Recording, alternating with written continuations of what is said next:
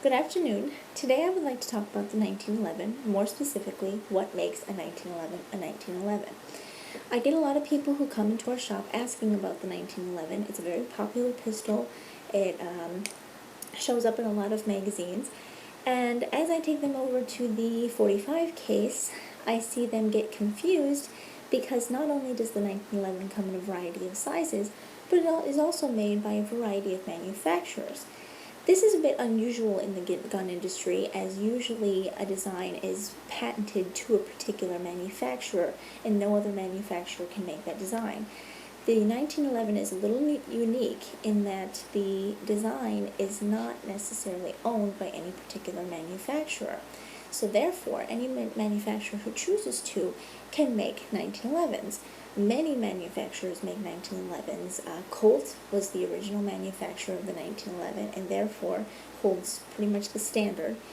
Kimber, of course, Springfield Armory, Les Baer, Dan Wesson, Wilson Combat. There are over a dozen, if not more, 1911 manufacturers. And they do come in a variety of sizes. I have four 1911s in front of me today. I have a Colt government model 1911. I have a Springfield Armory government model 1911, and I have two Kimber officer size 1911s. One chambered in 45, the second chambered in 40.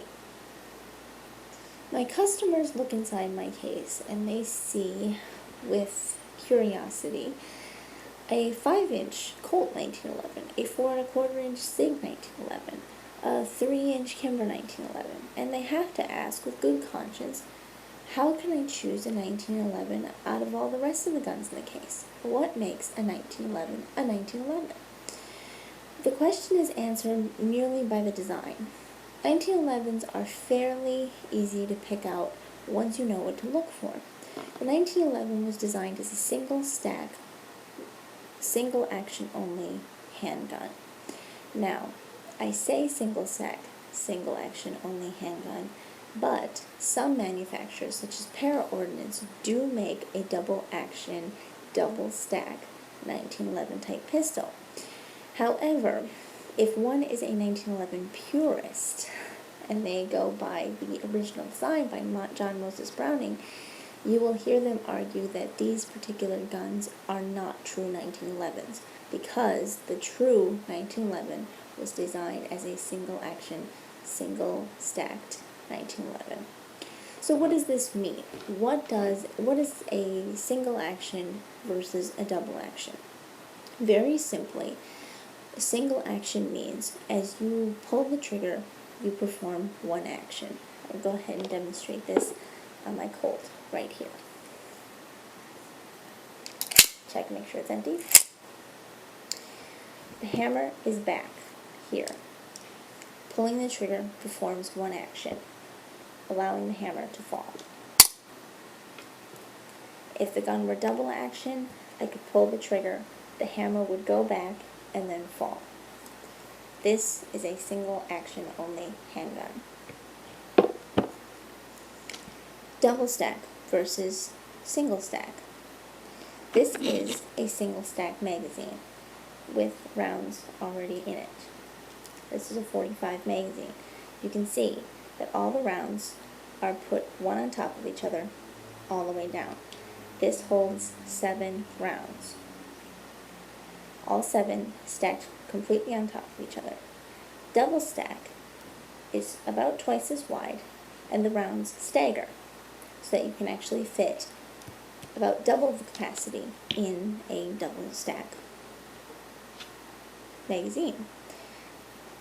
In addition to the knowledge that the 1911 is a single stack, single action handgun, it is also recognizable externally by its safety features and also just by its design.